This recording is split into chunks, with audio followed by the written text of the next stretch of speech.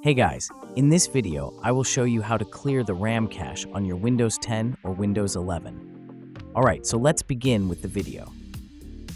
It's really frustrating when your PC or laptop slows down due to a cache memory, but I've got a simple trick to help you clear it out and speed up your Windows 10 or Windows 11. So let me show you how. Let's start by opening the Task Manager. From the taskbar, let's right-click on the Windows icon and select Task Manager. Then let's go to Performance section. Here, click on Memory tab. You'll see that about 4.2 GB of cache memory is being used on my computer.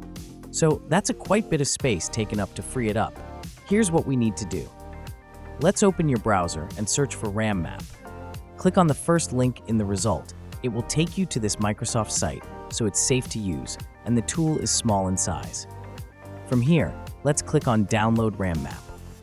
Once it's downloaded, it should be in a zip or RAR file.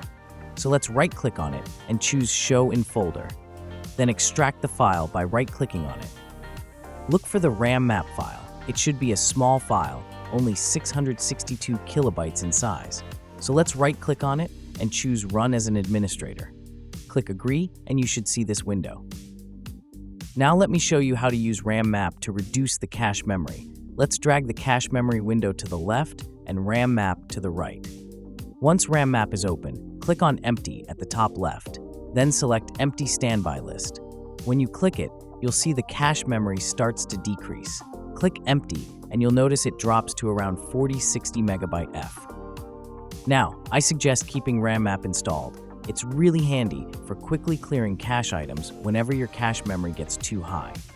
It's truly best, easiest, and safest way to clear the cache memory on both Windows 10 and Windows 11. So, that's basically how you can clear the RAM cache on your Windows 10 or Windows 11. So that's all for this video.